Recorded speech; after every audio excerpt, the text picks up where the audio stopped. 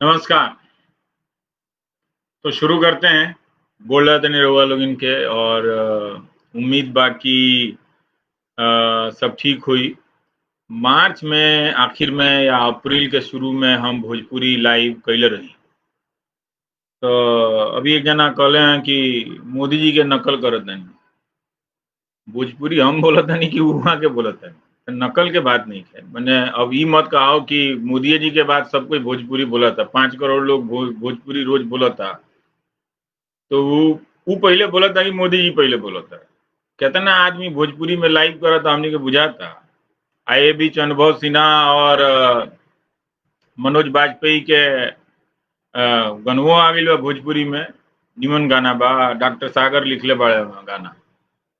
तो मुंबई में बम्बई में का बा उ गाना जोन बा खूब चलल है। लोग देखता लोग जरूरी बा कि भोजपुरी में जोन है खराब तरह का जोन गाना बाड़ा सन ओकरा जगह पे लोग तनी निमन गाना बनाओ सुनल जाओ ताकि भाषा भाषा तो देखी जबले में अच्छा साहित्यकार ना होखे जबले अच्छा में गीतकार ना होखे जबले शालीनता ना होखे तबले कैसे वो काम चली। और जन यूट्यूब में जाके देखिए वो भोजपुरी के गाना सब बाप रे बाप इतना आवाज बवाट अलाए बलाए ऐसा लगल देखते हुए तो बंद कर दल जाओ है नु। बक्सी यहाँ कमरा में तले बंद कर दिलो गैला पर लाउड स्पीकर में खेत में ले आके सुनो तरह सन। तो ऐसा गाना बनला का जरूरत बा कि खेत में जाके वो अलाए बलाए लोग सुनत है। ठीक बात नहीं है। तनी गाना ढंग के होके के चाहिए। हर चीज में मैं गाली गलौज और पोस्टर इतना खराब बा कि देखे देखे के मियाज ना करे एकदम। तो ओमे बात ई बा कि देखिए हम तनी कोरोना पर हुआ से बात करे के चाहते हैं। एक देश बा एगो गुजरात बा।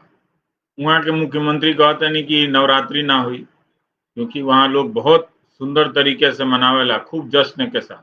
गुजरात में जो नवरात्रि मने वो कहीं ना मनेला। लेकिन एक चीज वो देखा था कि कि अगर नवरात्रि मनावे खातिर लोग आई तो कोरोना फैली। उनमें मास्क लगा के गावल जाला एक दूसरे के नजदीक पीछे पीछे चले जाला डांडिया होला। तो फैली तो फिर बहुत सारा चीज होके लगी। अब बिहार में चुनाव होता। चुनाव से पहले नेता लोग अपना बात व्यवहार से जेकरा जिम्मेदारी बा सरकार चलावे के वो कोई भरोसेमंद तैयारी नहीं के कैले। हमरा बात पे भरोसा नहीं है तो चल जाई गांव के जौन पीएचसी बाड़ा सन प्राइमरी हेल्थ सेंटर आज जिला के अस्पताल में चल जाइए जाके अपना आंखें से देख ली बा कोनो इंतजाम। जाके देखी कि लोग के का हाल बा कि नहीं के हाल बा। तो जौन होता ओमे बड़ा मनमाना चल रहल बा। अब रउआ लोग इनके ये बात तो ना मालूम हुई कि तालाबंदी पूछ के केकरा से पूछ के कइल गइल रहे। के कहलक कि तालाबंदी ही करे के चाहिए। लेकिन एक बार भड़बड़ा के टीवी पे आके ऐलान हो गई कि तालाबंदी होता 2 महीना खातिर पूरा देश डूब गई घर में। कोनो डॉक्टर महामारी के विशेषज्ञ इकुली आइल सन में मीटिंग भइल रहे कि इतना बड़ा देश बा ई बंद हुई तो मैं कितना लोगों के नौकरी चल जाई कितना लोगों के चल जाई। बंद कैला के बाद जब बुझाई कि जब मजदूर लोग सड़क पर आइल पहले भूखल प्यासल लोग हुई अब का हुई तो गरीब लोगों के खाना दियल गई ठीक बात बा। लेकिन ये बात बताई कि राउर महीना के कमाई साल भर के कमाई खत्म कर दहल जाओ खाली अनाज से काम चल जाई मिलता। वो अगर ना मिलल रही तो बहुत बड़ा संकट हो जाए लोग भूखे मर जाए। दिलक सरकार की चली रउआ लोगन के अकाउंट में 500 रुपया दे दल पहुंच गई क्योंकि ना मिलल हो अब वो देखे के बा कि सबके मिलल कि ना मिलल। लेकिन मिलल बा ऐसा बात नहीं है कि नहीं के मिलल। अनाज खूब सुनतानी कि गांव गांव में लोग के भरल बा। लेकिन वो अनजवा से हुई का जेकर नौकरी चल गई जेकर काम बंद हो गई खाली वो अनाज से तो काम ना नु चली। महीना भर के अनाज से दाल आ चाउर से तो काम ना चली। ओमे सरसों ओमे तरकारी ओमे हल्दी लागी नु जी। आ तनी थोड़ा अलग अलग खाओ के मन करेला तो ओकर कमाई कहाँ से आई। 500 रुपया रुआ दे देनी मान तनी के रुआ दे देनी पहुंचबो पहुंचलो पहुंचल भी तो बताई कि वो 500 रुपया उड़ा गई कि धैले बनी अभी पोसिला करके धैले बनी 500 से 2500 रुपया हो गई बा। बताई तो ये नेता लोग एगो सिस्टम बनौले बा होके के चाहिए उमें हमू चाहे ये बात के समर्थक हैं कि भाई आप रहुआ नौकरी नहीं दे तो बेरोजगारी भत्ता दी सबके एक सामान्य आय दी। अब कोई उपाय नहीं है क्योंकि ये लोग ना तो प्राइवेट सेक्टर में नौकरी पैदा करता आना सरकारी सेक्टर में नौकरी पैदा करता। गोल गोल बात घुमावता है। वो नीतीश जी एगो बात कहनी है कि सरकार सबके के नौकरी ना दी, ये बात ठीक बा, लेकिन सरकार जो नौकरी देता वो तो तनी टाइम पे पूरा होके के चाहिए कि ना होके के चाहिए। बजाय कहनी है जब रहुआ वैकेंसी निकलनी है तो टाइम पे पूरा होके के चाहिए कि ना होके के चाहिए। तो में चोरी चलो आ पर्चा लीक हो जाए, बबुआ लोग दिन भर बउआ फिरत लोग यहाँ से लेके हुआ तक पर्चा किने में लोग के जीवन बर्बाद हो गई। तो ओकर जवाबदेही के ली कि एगो इम्तहान यहाँ के कराओ तनी 5 साल में भी रिजल्ट नहीं के निकलत, ई बात अलग भइल। आ ई बात अलग भइल कि सरकार सबके नौकरी नहीं दे सकत। ई जनतो बुझता, जनता के नहीं क्या बुझात कि सरकार के यहाँ सबके के नौकरी नहीं के, लेकिन सरकार केहू के नौकरी न दी। मास्टर के जरूरत बा कि ना बा? जितना स्कूल बा उमें मास्टर चाहिए नू, उमें काबिल मास्टर चाहिए, उमें कोनो ऐसा व्यवस्था होको जैसे ढंग से लोगों के परीक्षा लेके पढ़ावे वाला रहुआ लोग इनके बच्चा लोगों के भविष्य बनाओ। वो मास्टर के नौकरी के तरह हुई, प्रोफेसर के नौकरी के तरह हुई। मोतिहारी में, बेतिया में, दरभंगा में जाके झांकना ही कॉलेज में होता का पढ़ाई होता, खाली लोग क्वेश्चन पेपर आउट होता, क्वेश्चन बैंक पढ़ के पास होता बबुआ लोग। आज जब कंपटीशन में जाता लोग तो दांत चियार देता लोग, क्या दादा 3 साल कॉलेज गए लेकिन पढ़ाई ना भइलो में ओकर गलती नहीं है। तो वो कॉलेज में, स्कूल में, अस्पताल में जौन काम बा सरकार के चला लोग चाहिए कि ना चाहिए, पुलिस में लोग चाहिए कि ना चाहिए, तो ओकर कितना नौकरी निकालता नहीं रहुआ, जरूरत के हिसाब से निकालता नहीं कि ना। इन सवाल बा कि खाली भाषण चली नैतिक शिक्षा कि सरकार केहू के नौकरी ना दी। ये कौन तरह के बात होता? नौकरी ना चाहिए रहुआ लोगों के, अनाजे चाहिए आ 500 रुपया। तो जब यह सिस्टम बन गई बा वोट ला चुनाव जीतेला तो दी रहुआ लोग 5-5 हजार रुपया दी ताकि वो नौकरियों का विकल्प हो जाओ। बेरोजगार लोगों को दी 5-5 हजार,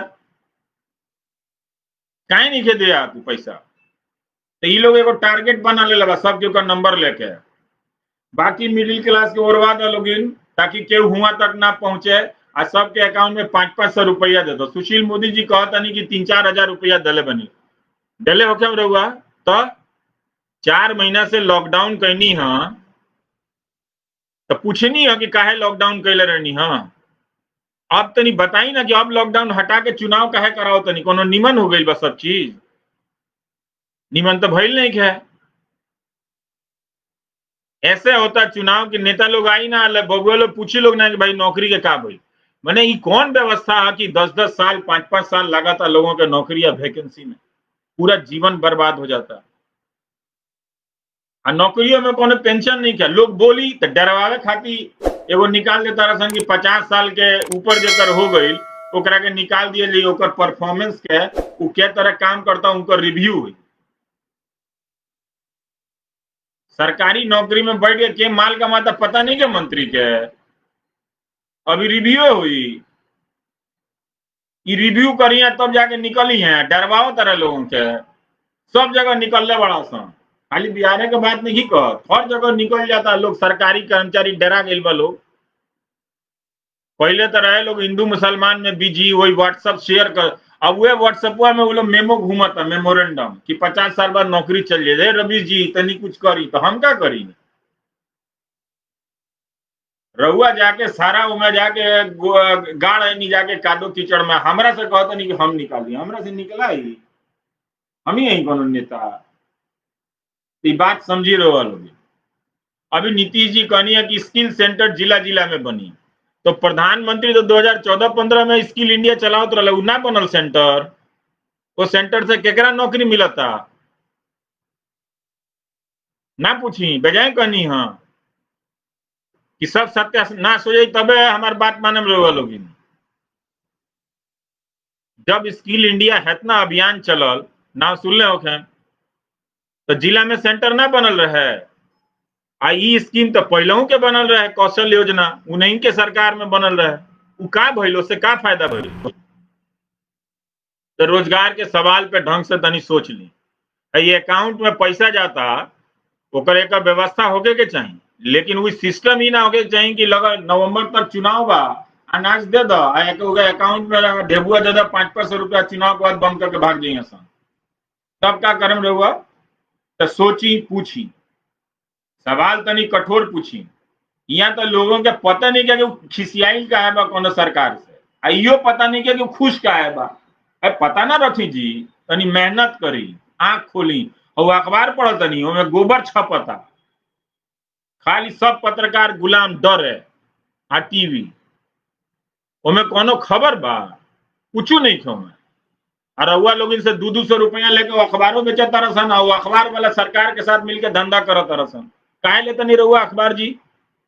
जब हमें पत्रकारिता नहीं है तो हमें 200 रुपया अपन काहे देता नहीं? वो बंद करी तो से पसीना भी बचल, आ 200 रुपया जो बचल तो अपन खाई कोनो वही में खाई, कुछ मिठाई खा ली, केहू के खिला दी मिठाई, गांव में दे दी केहू के 200 रुपया। सब जना एगो धंधा बना ले बोलो, भोरे भोरे अखबार खोल लेता लोग में बात पूछू ना। और न्यूज चैनल का देखा तनी, ये देश 3 महीना से खाली वो सुशांत सिंह राजपूत के चला था खाली कवरेज। ऐसे ने देश चाहिए रहुआ लोग इनके, ये ड्रामा चलता बुझात नहीं क्या कि घोत का बा। आ यही के पीछे रहुआ लोग बबुआ लोग के नौकरी पढ़ाई सब खत्म बड़ा सा। क्यों नाम लेता दरभंगा में कौन कॉलेज बा, क्यों नाम लेता लंगट सिंह कॉलेज के का हाल बा, घड़ी कितना नामी कॉलेज रहे, क्यों पटना यूनिवर्सिटी के नाम लेता, सब बिला गिलसन ओरा गिलसन। भाषण खाली देवे के बाद पूछी ना जाके कि जिला अस्पताल में कितना डॉक्टर होके के चाहिए, कितना डॉक्टर बा। वो बीमा देते तरसन, एगो बीमा पॉलिसी। भाई बीमा से इलाज होला, डॉक्टर सामने रही तो तनी आला लगा के देखी कि बीपी बढ़ल बा कि का बढ़ल बा। एक्सरे मशीन कामे नहीं के करता, डॉक्टर नहीं के, वो बीमा पॉलिसी से इलाज हो जाई ना हुई। तो ये बात समझी, का मांगे के बाद नेता लोगों से, का मिलल का ना मिलल, तनी ढंग से होकर बात करी। देवे लेवे वाला तो ये लोग बनू तो समझी बात के, जो नया पैसा देवे के सिस्टम आवता खुदरा खुदरी, ओकरा जगह एगो आप ढंग का सिस्टम बना दी। जब आप रहुआ किसान के चुनाव के समय 200-2000 रुपया देता नहीं, केहू के आप कुछ देता नहीं, 500 रुपया देते, एगो सिस्टम में बना दी ओकरा के, क्योंकि सब परिवार में 5-5 हजार रुपया जाओ। तो ये लोग एक सिस्टम बना ले लो। हम नहीं कहा कि पहुंचल नहीं के पैसा मिल ले हुई, जो 5-5 हजार रुपया लोग बिहार में सुशील मोदी जी कहते हैं तो मिलल ही रहा लोग इनको 3-4 हजार रुपया हो गई बा 10,000। नौकरी अगर दे रही तो रोजगार के स्थिति रही तो कर जरूरत ना पड़ी, लेकिन अब नहीं खे दिया जा सका। वो पहले ही के जीडीपी में रहे, अब तो माइनस में घुस गई बा जीडीपी, अब पता चलता। तो ऐसे काहे केहू राजनीतिक दल से नाराज बनी आ काहे खुश बनी, ओकर हिसाब ठीक से करी। आई लड़का लोग जो बा बिहार में, वो लोग से पूछी कि बबुआ तू कॉलेज गईला ह, माट साहब रहे पढ़ावे आवत रहे कि सुरतिये बनावे में क्लास खत्म? पूछी ना पूछम तो रहुआ जानी। जे राज्य के छात्र इतना अच्छा इतना मेहनती, ओकरा के जानबूझ के बनावल गई कमजोर, ताकि वो जाके लेबर बनो, मजदूरी करे के चाहे, ओमे बुराई नहीं है कोनो, लेकिन वो पढ़ के अफसर ना बन पाओ, जरा अच्छा काम ना कर पाओ, ओकर प्रतिभा के खत्म कर जाता ताकि वो मिनिमम काम करो। ऐसे ओकरा के पॉकेट में 500 रुपया दे दिया जाता कि तू मिनिमम लेवल पे रह, न्यूनतम लेवल पे। ये बात तू लोग समाज में आके बहस नहीं क्या करत कि हमनी का ऐसे ही बना 200 रुपया दे दो, जो चुनाव आओ तो अभी दे दो। का जाने काका बटल हो या बटता, कहीं कम्बल बटत हो, कहीं कुछ बटत हो, वही में 5 साल निकल जाई कम्बले में। तो तनी ध्यान दी। कहे के मतलब ई बा, ये कोरोना के टाइम हम कई लोगों से सुनत तनी कि बिहार में जे जाता लोग कहता कि ए जी कोरोना कुछ हो ना। ई गलती मत करी, बड़ा भयानक बीमारी है। जे ठीक हो जाता नु वो पूरा तरीके से ठीक नहीं हो, ओकरा हार्ट में दिक्कत बा, कहीं ब्रेन में दिक्कत बा, ऊँघी नहीं खे लागत, चले में हफनी होखता, बहुत तरह के बीमारी बा। उ बताओ तरसन केहू ना रिसर्च होता ना बताओ तरसन। होई के देश हो गइल बा, हल्ला गाड़ी पैदा करो। एगो एंकर दूगो आइल बड़ा सन, ओकनी के गाड़ी देता रसन टीवी पे, ये भाषा चाहिए। रहुआ बात करें अपना फैमिली में बैठ के, बबुआ बबनी से गाड़ी वाला भाषा जो टीवी में चलता, तो टीवी से डरवावता लोग रहुआ लोग इनके। ऐसे ये केहू कहता कि कोरोना से चिंता करेगा नहीं है, ये लफा शूटिंग में पड़ेगा नहीं है, ये बहुत गलत बात है। ए तरह से केहू ना बाची, हर उम्र के लोग में फसल बा। रहुआ जानते नहीं जी, 95,000 संख्या होके जा रहा बा जो लोग मर गए कोरोना से। 95,000 इस देश में। सोची, आई सितंबर अभी बीतल नहीं है, 3 दिन बाकी है बे में, अभी ले में 30,000 से बेसी लोग मर गए बा सितंबर के महीना। तो कोरोना कुछ ना हो, आ कोरोना से कुछ ना होला। जानता नहीं ये रहुआ बात काहे घुसल बा, काहे से कि टीवी अखबार में जे कोरोना से मरत अनु ओकर खबर ना छपेला, एगो खाली संख्या छपेला। तरवा बुझाला दूर के बात है, ओकर कहानी नहीं है कि के तरह से परिवार गई अपना मरीज के लेके, ओकर 4 जगह भर्ती करावे में घूमत रह गई, कहीं ऑक्सीजन सिलेंडर ना मिलल, कहीं अस्पताल ना मिलल, मर गई इलाज में, ओकर परिवार बर्बाद हो गई। ये केहू भी नहीं के बताओ। लेकिन हम ये सुनते नहीं ना जी, बिहार जाएंगे तो लोग कहता है कोरोना वोरोना कुछ हो नहीं है। जाने धोला कोरोना के अपन है तब पता चली। 10 लाख लोग दुनिया में मर गई कोरोना से। सोची, 10 लाख लोग, तो वो कहें कि कोरोना कुछ नहीं है। ये कहें जी, मत करी बात। बात विचार ध्यान से सुने के चाहिए। केहू के देखो तनी चुनाव में फोटो देखो तनी 2 आदमी कान में बात कर, कान में कौन सी बात करते रहो, वो तो वही से कोरोना फैल गई कनवे में बात करने से। बार वो कितना बार एक बात, 3 गो बात कहे के बा कि रहुआ लोग इनके मास्क टाइट लगावे के बा, 6 से 8 फीट दूर रहे के बा, हाथ तनी धोवत रहे के बा। ये 3 बात अभी ना घुसल। आई ना घुसी तो केहू के हो जाई तो चिट्ठी लिखवावत रह जाए विधायक जी से, विधायक जी अस्पताल ना बनवा दी, बुझनी नु। 30,000 लोग मरल बा सितंबर में, भारत के बताओ तनी हम। 30,000 लोग, हर दिन 1,000 से लेके 1,100 लोग ये महीना में मुअल बा। बताई आई के हजे कहता कि कोरोना से कुछ ना होला। जे नेता लोग आवता उनका चंचा लोग साथ में घूमता, मास्क नहीं के पहनले तो पूछी कि हो तो फैलावे आई बड़का। वोट लिए बाद में, पहले वोट से पहले हमने का कोरोना मत दो, तनी दूरे रह। कायदे से तो हमें चुनाव ना होके चाहत रहे, लेकिन अब कराओ था लोग। पता बा काहेला रैलियां ना हुई तो लोग जाके पूछी ना सवाल, नेताजी दूर से भाग गई हैं तो 5 साल में का कहानी बना बना के लोग घूम जाई। तो ऐसे चीज के समझी, ये बीमारी चुनाव आवता बिहार में, ये बीमारी को लेकर तनी और ज्यादा सतर्क रहे के बा। सरकार के पास बा ना कुछ हो, हजारों हजार डॉक्टर और नर्स के पद खाली बा और बिहार में ना चाहिए। बिना डॉक्टर के जी लेम रहुआ, 500 रुपया अकाउंट में पहुंच जाता है, उसे डॉक्टर बिना डॉक्टर के जी लेम। ज्यादातर लोग गरीब हो जाता है इलाज के कारण। क्यों बतौलक हो, क्यों ना बताई, लेकिन जोड़ी ना अपना जिंदगी में। अब अकाउंट में पैसा आई कोई बड़ी बात नहीं, लेकिन वो पैसा के एगो मकसद होके नहीं, होके व्यवस्था न होके चाहिए।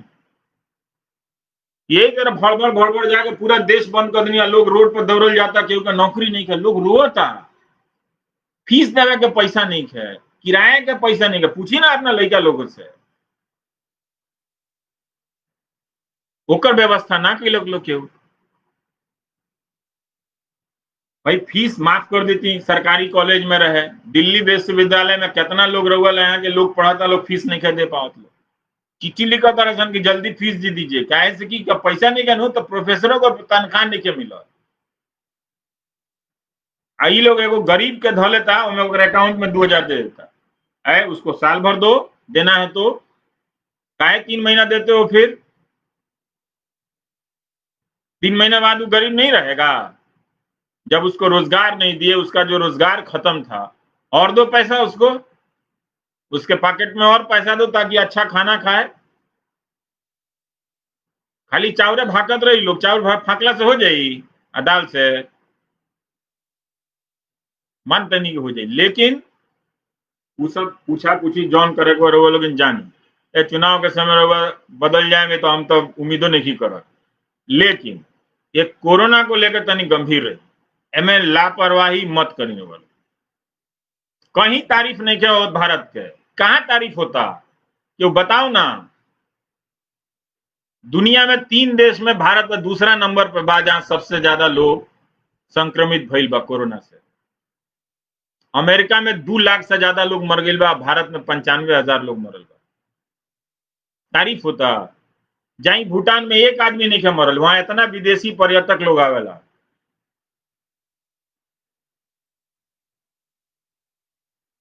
नेपाल में जाके देखी, नेपालों का बताओ तुम कितना बार लिखले बनी सारा डायरी में, हमार सिस्टम उ ना लफा शूटिंग वाला।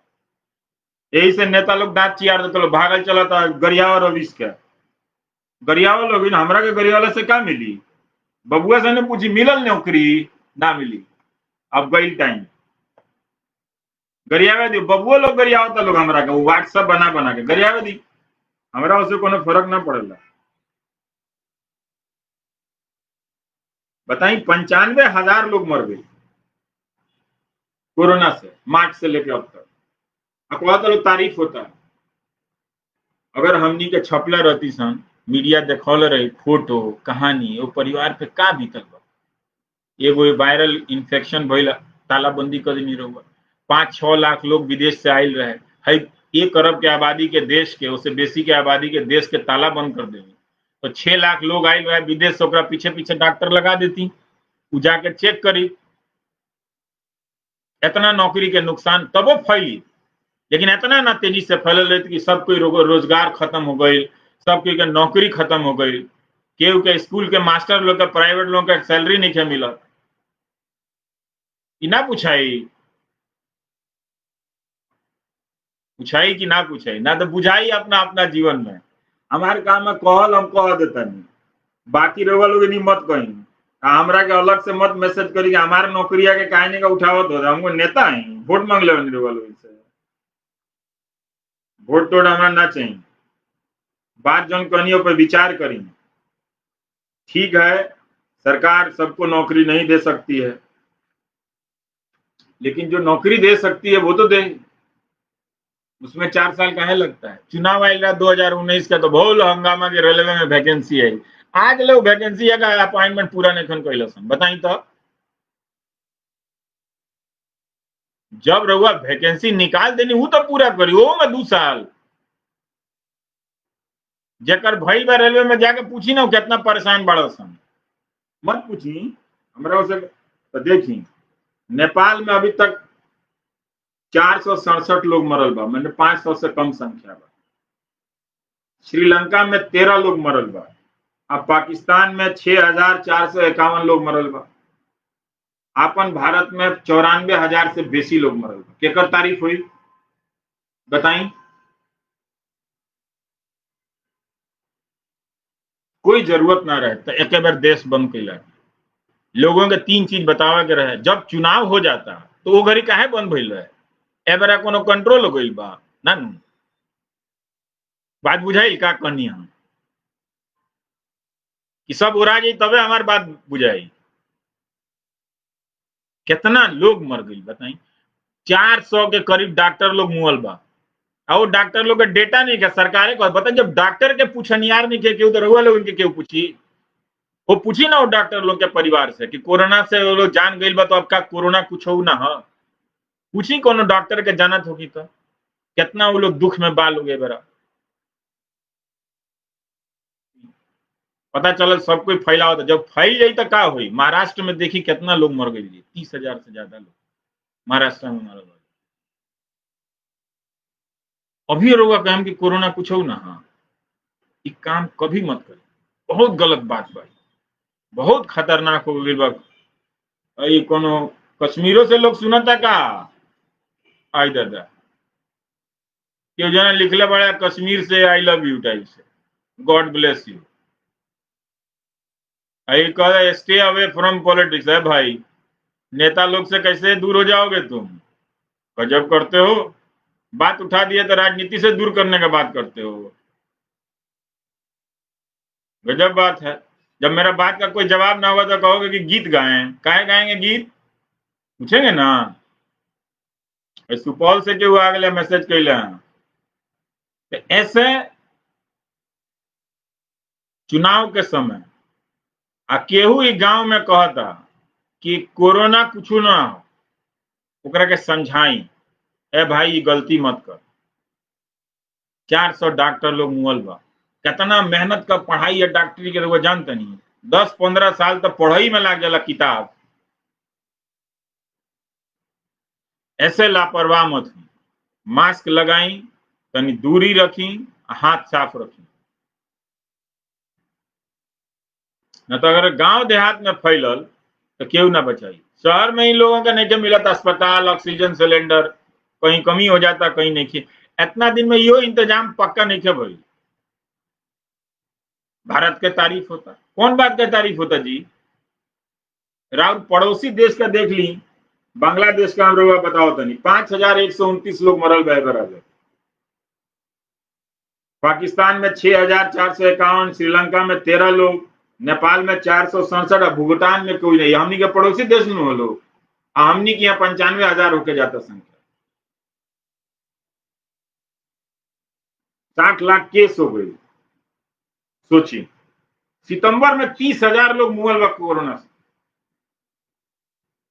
ऐसे ये बीमारी के लेके महाराष्ट्र में 35,000 लोग मरल बा, बिहार में अभी संख्या कम बा, 886 लोग मरल बा। ऐसे में लोग पता न चली, टेस्ट वेस्ट कहीं होत नहीं है, 10 लाख कहल जाता, लेकिन जिला में गांव में जाके देखी ना क्या हाल बा। ऐसे बहुत सतर्क रहला के जरूरत बा, अपना मत विचार से सोची ना सोची वो रोआ राउर काम है, लेकिन बात साफ कहता नहीं। तालाबंदी काहे कैले केहू नहीं खे जाना, 3 महीना बंद करके सब केहू के नौकरी चल गई, केहू के सैलरी ना बढ़ल, केहू के कम हो गई, हमनियों के घट गई, पत्रकार लोग के भी नौकरी गई, मिली अब दोबारा केहू के ना मिली। ये लोग मंत्री लोग के का कोनो कष्ट होता,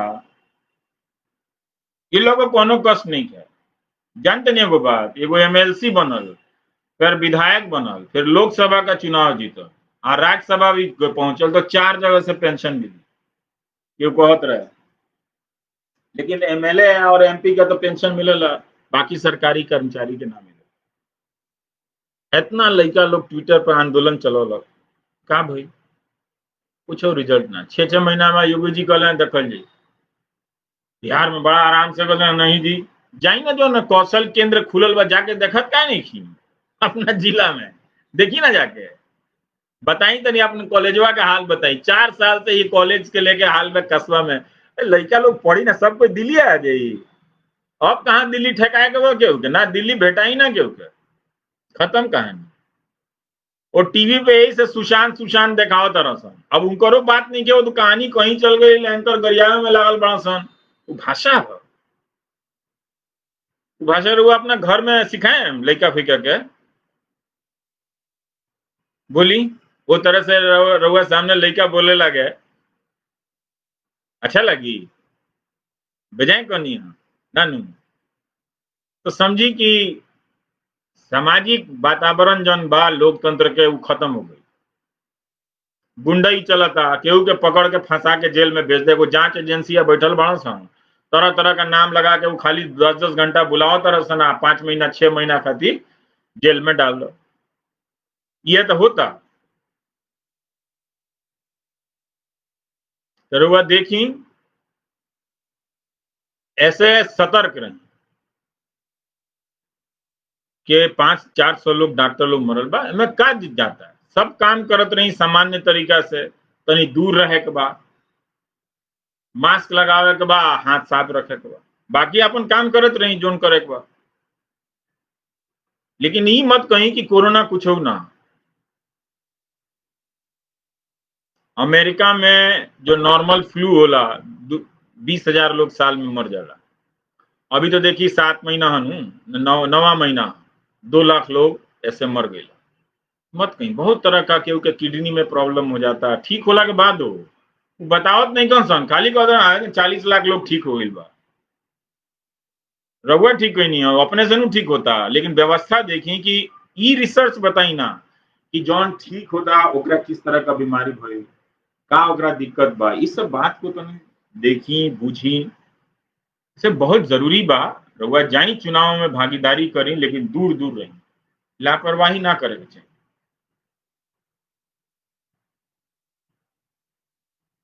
ना तो कह दे प्रधानमंत्री जाके टेलीविजन पे कह दे कोरोना वोरोना कुछ हो ना, का नहीं खन कह, एको बार नहीं खन कहल बा। ऐसे रहुआ जानी आ समझी, ना समझें तो ठीक बा। हमनियों के कौन भाई दिन भर पढ़त रहे, एकरा के उठा के जेल में बंद करो, ओकरा में बंद कर दो भाई, जाओ ना, कितना दिन डरा डरा कर रहेगा, जेल में ले चलो, फिर रख दो। केहू ई नहीं खे कहत कि जौन बात कहनी हो गलत कहनी है का, केहू नहीं खे कहत। हम कहतनी आरा में, हम कहतनी बक्सर में, हम कहतनी पूर्णिया में, मोतिहारी ले ली, रउआ बेतिया ले ली, नरकटियागंज ले ली, समस्तीपुर ले ली, कहीं ढंग के कॉलेज बड़ा सन होता पढ़ाई। ई गलत कहनी है। ई कब ठीक हुई, कहियो से तो एकर ठीक करे के शुरुआत होके के चाहिए, ना तो कहियो ठीक ना हुई। एकर रिजल्ट का भइल, एकर रिजल्ट भइल कि मान ली कि सबके तो दिल्ली ना भेज सकेला, तो जानबूझ के ओकरा के इहे लायक, इतने लायक बनावे के रखे के बा कि 5,000 का नौकरी कर सको, है नु। आ कानून बनता कि जब रखी तब मन करे तो हटा दी। चल रहा बा। हम कहनी भाई डॉक्टर 1000 लोग, हजारों डॉक्टर बिहार में कम बा, बजाय कहनी चेक कर ली जाके जिला अस्पताल में, पूछी ना जाके तनी, खाली सुरती या तंबाकू और पान खैला से ना हो। जवाबे नहीं क्या हमारे बात के। मुख्यमंत्री जी कह रहे हैं सबको नौकरी नहीं दे सकते, अब भाई ठीक है नहीं दे सकते, जो वैकेंसी हो तो दीजिएगा ना, और वैकेंसी निकाल के 5 साल लीजिएगा। जितना आदमी रिटायर होना है सरकार का जिम्मेदारी का कम हो गया है। काहे कॉन्ट्रैक्ट का नौकरी है, काहे नहीं परमानेंट होना चाहिए, काहे नहीं पेंशन मिलना चाहिए। जब आपको पेंशन मिलता है तो हमको क्यों नहीं मिलेगा। गलत बोले हैं। ये सब देखिए, बुझाए तो बुझाई के लिखा था रेलवे एम्प्लॉय के सैलरी नहीं के मिलल, तो भाई हम क्या करी। व्हाट्सएप में मीम मिलल है नु हिंदू मुसलमान वाला कि नेहरू जी मुसलमान हो, तो खाली वही से वो तो पहले ही वही सब नु भेज भेज के दिमाग के खत्म कर दिल गई। इलाहाबाद हाईकोर्ट 6 महीना रासुका लगा के उनका के जेल में बंद कर, तो कष्ट के बात ना हो। ये रहुआ पढ़ाई पढ़त नहीं, हमरा कहीं नहीं डरवावे, गलत बात ना हो। हाईकोर्ट चीफ जस्टिस कहनी है कि गलत लगल है, इलीगल अवैध। तो रउआ चाहता नहीं कि कलेक्टर के इतना छूट मिल जाए कि केहू लड़का बबुआ पर रासुका लगा के 6 महीना जेल में बंद कर दे। ऐनी नेतागिरी बतिया हमरा से, बात ना बुझी हम का कहता नहीं। खाली उमरे खालिद के साथ होता, इनके साथ ना हुई। हाल बा भाई, कोनो बात के ले जाई तो उमर खालिद के ले जाई तो भाई उमर खालिद के साथ गलत तो भइल ही बा, कफील खान के साथ गलत नहीं क्या भइल? कहीं धरना प्रदर्शन कइल तो सारा किसान लोग देशद्रोही हो गई। अब तो आई नौकरी खातिर जब ट्विटर पर आंदोलन चलावत रहे ये लोग देशद्रोही हो गई। कमाल के बात बा भाई।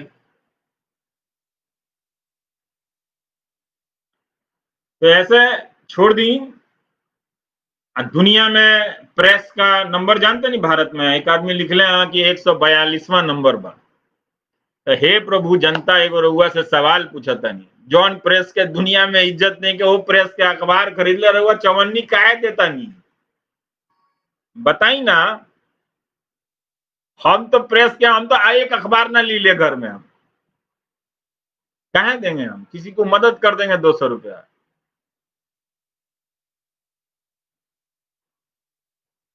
जिस अखबार में आवाज ना हो जनता की,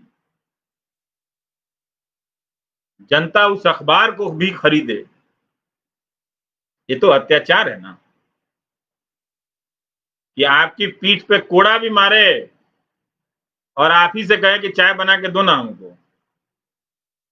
बाप रे बाप, ऐसा गुलामी मत करी, चीज के समझी और जौन करे के बाद तौन करी। कोई नेता विपक्ष हो ओकरो से पूछी कि भाई ठीक बात, सरकार से कह तरह की नौकरी नहीं कर दे, तू क्या करबो? बताई राउर का प्लान बा?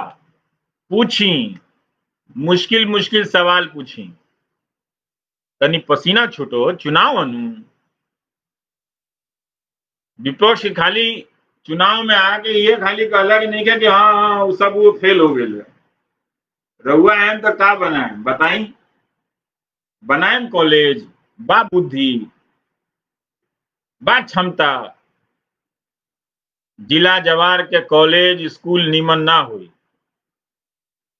राउर भविष्य कबो नीमन ना हो। ऐसे समझ, मुश्किल मुश्किल सवाल पूछी, वोट चाहे जैसे भी दिन, लेकिन ये बात मत कहीं कि कोरोना से कुछ हो ना हो। मास्क लगा के रखें, अपने भी नेता लोगों का भी चेक करें कि वो लोग मास्क लगौले बा कि ना लगौले बा। अब बोली चुनाव आयोग अपना अधिकारी जो लोग पोलिंग बूथ में रहेगा वो लोग ला सैनिटाइजर का व्यवस्था बा बाकी ना। तो काहे कही बा? एक मतलब बाकी वो महामारी से चिंता का विषय बनू, ये बात बुझात क्या नहीं खड़े लोग इनके। 95,000 लोग मर गए भाई, मैं 400 लोग डॉक्टर में, कितना बात कही हम।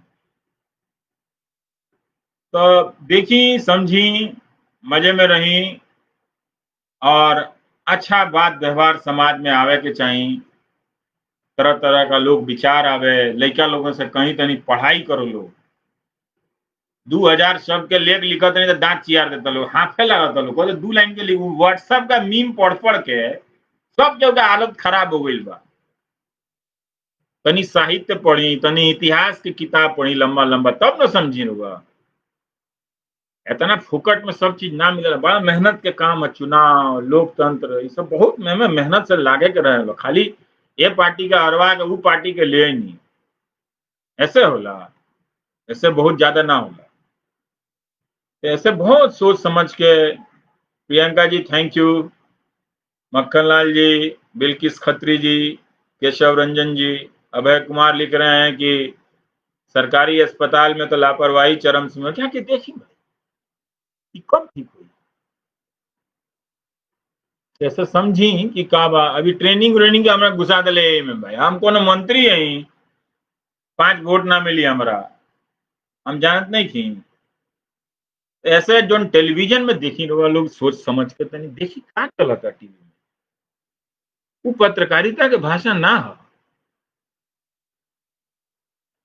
गुंडा खानी बोला तरसन पत्रकार से, ये समाज बिगड़ जाई, घर के वातावरण बिगड़ जाई। सरकार से नहीं के पूछत सन, फिल्म में जो काम करता ओकरा एगो आदमी के चुन ले तरसन, हर बार एगो आदमी के चुन लिए सन। एक पैटर्न रउआ नोट करे, आ ओकरा के विलन बना बना के गरिए सन सारा। लेकिन सरकार से 2 सवाल तो झाग निकल जाई मुंह से, वो लोग बकारे ना निकली ना। जितना सवाल कहनी है कहीं दुनिया के टेलीविजन में इतना गंदा कहीं नहीं खेजी। हर जगह कोरोना पर विस्तार से चर्चा होता, लोगों के जानकारी दिहल जाता कि तनी सतर्क रहे, ओकर जीवन बाँचो। यहाँ 2.5 महीना 3 महीना हो गई, जुलाई अगस्त सितंबरों तो बीतते बा, जून से चलल रहे सुशांत सिंह राजपूत के। 3.5 महीना में इनकर एजेंसी इंसाफ ना दिला सकल। 3.5 महीना गुजर गई, मिल गई इंसाफ, टीवी से इंसाफ मिलता। गांव गांव में लोग कहता है खाली ये सब लोग देखा था। बताई गांव के लोगों के इतना बेवकूफी लोग बंबई दिल्ली वाला समझाता रसन, प्रेस वाला। ऐसे बहुत सतर्कता के साथ रहुआ घर में रहुआ राउर बच्चा लोग कौन सा टेलीविजन देखा था, का पढ़ता अखबार, बहुत ध्यान से, बहुत ध्यान से। मस्ती मजाखोरी करे के बाद जाई एंटरटेनमेंट चैनल पर सीरियल देखी, न्यूज में ना। आइए बंद करी, अभी तो इतना भयानक दलाली चली कि पूछी मत। सब डिस्चार्ज कराई टेलीविजन के अखबार के, कुछ ना ही रहुआ है। हम कहत नहीं बनी, कुछ ना ही रहुआ। बंद करी, चुनाव के बाद फिर चालू करें तो करें। तो दबाव पड़ी कि लोग पत्रकारिता करें तो ये लोग आवारा हो गई लोग साफ। कोनो बात बुझात नहीं कि हाँ वो लोग जनता ऐसा हो, जनता कब ऐसा हो गई भाई। हम तो केहू के घर में नहीं की देखत कि बाप अपना बेटा से लखेरा खानी बात करता, बेटा बाप से लखेरा खानी बात करता। बर्दाश्त करम क्या रहुआ जित रहुआ एंकरवा चिल्लाता रसन। कोई माइक रहुआ मुख्यमंत्री के सामने ना देखे, ना प्रधानमंत्री के साथ। प्रधानमंत्री जी तो प्रेस कॉन्फ्रेंस नहीं की कैल आज ले, तो क्या बात कही जाओ, तो प्रेस खत्म। तो जौन चीज खत्म हो गई ओकरा 200 रुपया कहा देता नहीं। बंद करिया जेकर उधार व चुकाई। बात हमार सुनी समझी करी अपना मन के। तो कोरोना पर तनी ध्यान देवे के बा, मास्क लगावे के बा, तनी दूरी बना के रखे के बा, कान में जाके बात करे के आदत छोड़ दी। रउओ हो जाई ओकरा से या रउआ से ओकरा हो जाई, कोई फायदा नहीं के। हर एज के आदमी मर जाता, हर एज के आदमी के धर लेता। केहू के पता नहीं है कि के बाँची आ के ना बाँची, एकर कोई पता नहीं। ये लॉटरी सिस्टम, तनी हिम्मत रखी। अब इतना दिन तक आगे आ गई बनी सन, और आगे केहू के अपन हित परित के जान जाओ, ठीक बात नहीं है ना। तो ये सब बात बा, समझी रहुआ लोग। गुरप्रीत जी करें God bless you, thank you. Atul Ranjan करें even public representative never talks about us. भाई वो अंग्रेजी में लिखा जाए, हिंदी भोजपुरी में ओकनी के ना सुनिए सन, जानता रसन कि पब्लिक है। व्हाट्सएप में वो हिंदू मुसलमान भेज दो, बस बस चालू। देखते रहे चुनाव में देखी ना, ये व्हाट्सएप ग्रुप में जोड़ जोड़ के काका बात कहता लोग, देखी हुई मैं मजा ली। हमारा काम है समय पर बता दे वाला, हालांकि बहुत देर हो गई बा भाई जी। लोग घर में लोगों के दिखाई है भोजपुरी वाला लाइव, और बात के समझी। सॉरी दोस्तों, ये सिर्फ भोजपुरी में लाइव है, इसलिए हिंदी और अंग्रेजी यहाँ नहीं बात करेंगे। अपने इलाके के लोगों से बतिया रहे हैं, और एक समझ में नहीं आ रहा वोट किसे दें। वाह गजब, इसलिए समझ में नहीं आ रहा है कि आप मेहनत नहीं करना चाहते हैं सोचने में। वो तो ये 5 मिनट का काम है, उंगली दबाने में लग जाता है। ये वाला ना काम कीजिए जो हम बताए हैं। केहू से खुश हैं तो काहे खुश हैं, केहू से नाराज है तो काहे नाराज हैं। वो अपना जो कहा है उसमें आपका क्या भला है, सोचिए तो नहीं, मेहनत कीजिए। आपको यही मेहनत करना है। जनता का काम खाली मतदाता बनना नहीं है, जनता का काम मतदाता से पहले जनता बनना है। जनता अब आप नहीं रहे, इसलिए देखिए कि ये मीडिया ने जनता को खत्म कर दिया। मीडिया के जरिए नेताओं ने, आई फेसबुक सोशल मीडिया। अब चूंकि भोजपुरी के लोगों का तो पता नहीं है, लेकिन अमेरिका में बाहर हंगामा मचल बा।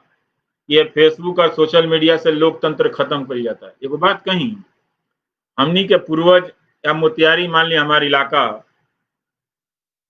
तो मोतिहारी के बहुत सारा लोग गांधी जी के साथ जेल गए, आजादी के लड़ाई लड़, तो क्यों पढ़ल लिखल ना रहे। वो अनपढ़ लोग, अंगूठा छाप लोग, गरीब लोग, केहू के लगे कपड़ा ना रहे।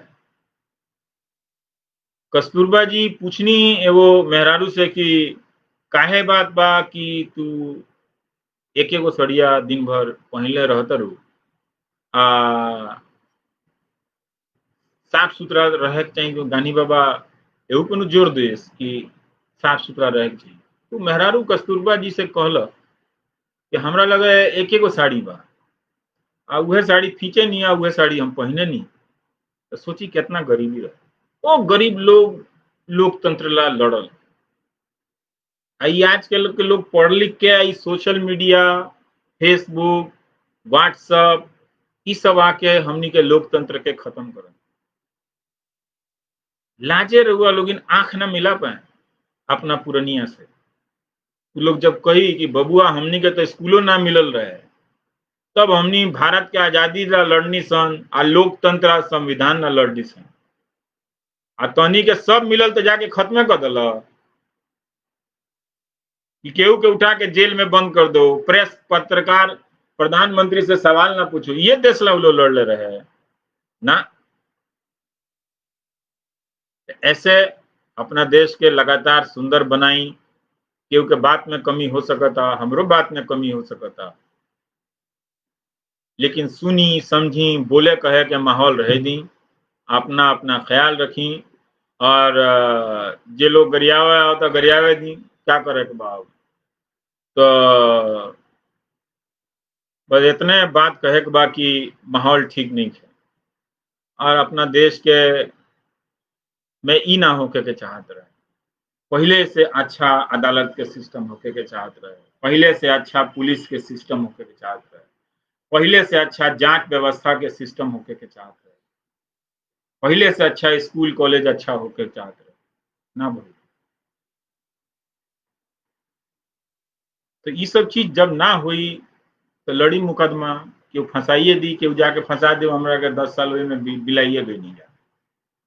ऐसे रहुआ खुशी मिलत तो कर ली, लेकिन रहुआ का मिली ओकरा। मान ली हम जियाने हो गई नहीं, हमारा जियान भइला से रहुआ कुछ होई, मकान मिली ना, ना मिली। ये बात को तनी से समझ जाए तो बुझा जाए कि हम का कहले रहनी है। कहे से कि अब हमरो जैसन लोग अब ना बाची, बाचे ना दिए सन एक